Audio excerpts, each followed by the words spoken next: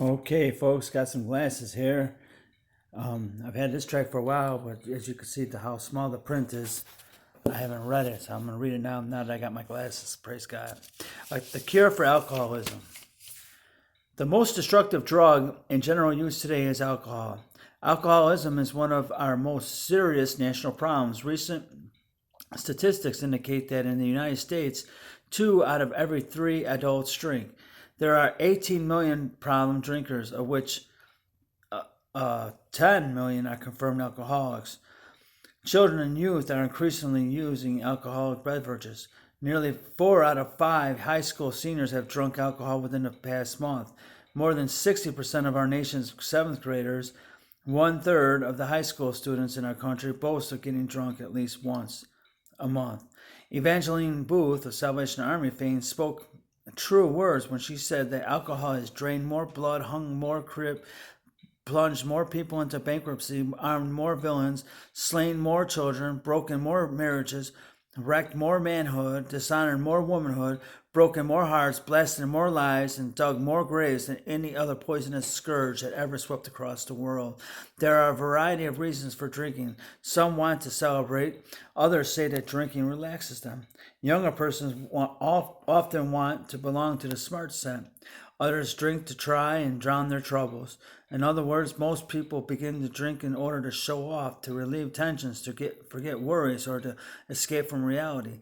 The media advertises alcoholic beverages by portraying images of happiness, success, power, independence, romance, and sexual fulfillment. Yet these are precisely the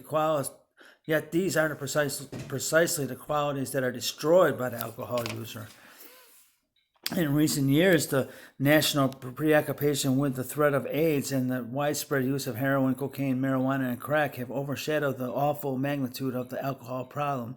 Yet, if we add the number of those who die from AIDS to the number who die from the use of illegal drugs each year, the total does not come close to the number of persons who die from alcohol-related illnesses and accidents and crimes. Alcohol is killing people faster than the deadliest wars of history. It is killing 70 times as many Americans as each year as the Vietnam War did. Harmful effects. Abraham Lincoln once said that drinking alcoholic beverages is a cancer to society, eating out its vitals and threatening its destruction.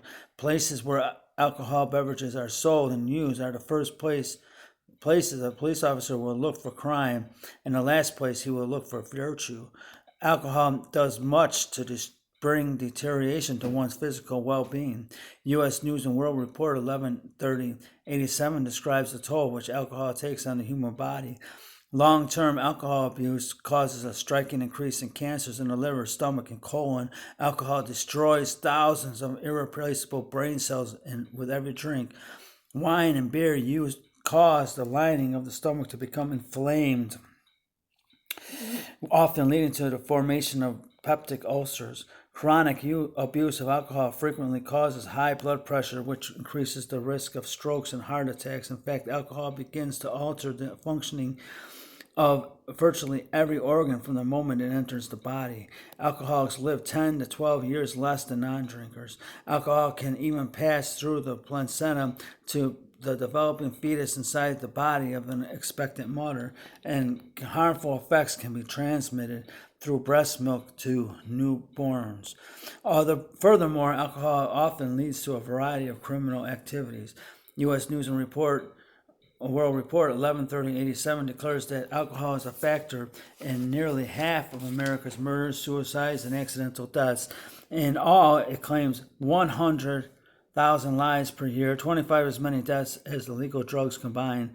The National Safety Council reports that well over half of the 1,000 persons who lose their lives each week on American highways are victims of drunk drivers. 60% of sex crimes against children are related to alcohol abuse. Alcohol is responsible for more admissions to hospital than any other single cause.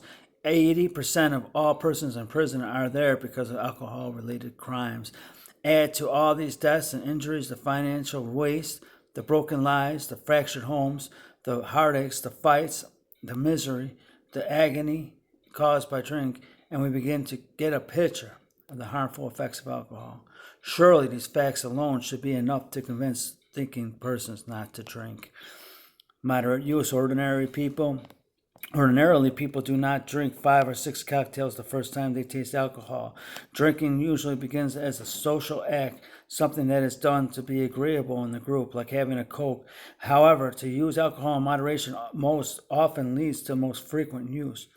My father gave good advice to me when I was a teenager. He said, Harold, if you ever touch alcoholic beverages, you'll become a drunkard. And indeed, that statement is true. A large proportion of people who drink intend to confine themselves to occasional alcohol use, but they are eventually hooked into habitual use. Most of us have seen what alcohol does to people, to individuals, families, and homes, and so our attitude should be a refusal to take the so-called friendly drink. I know the Apostle Paul told Timothy to take a little wine for his stomach's sake, 1 Timothy 5:23, but obviously he was advising a small amount of wine to be used as a medicine. And note too that Christ turning water into wine, John 2:1-11, is no argument at all for the use of alcohol. The word translated wine may have referred merely to unfermented fruit juice, but even if it was what Jesus made, was fermented wine. The wines and distilled beverages of today are much stronger and their evil effects are much greater. It is amazing how many people who hate the Bible, do not read the Bible, then want to use the Bible as an excuse for drinking. Those who justify the social drink are ignoring the recognized fact that one of every person who takes the first drink eventually becomes a compulsive user. And for those who have been once embraced the habit of drinking, life is a runaway roller coaster that leads to disaster.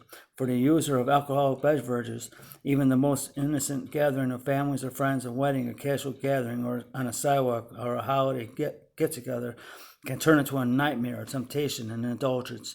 Some say drinking is wrong only if alcohol is not used in moderation. If a person is temperate in his use of alcohol, then they say drinking is permissible and legitimate. They ridicule the concept of totally abstaining. It is true that total abstinence cannot be defended as a direct Bible command, but as in the matter of slavery and polygamy, a good case of total abstaining from alcohol can be built upon basic biblical principles.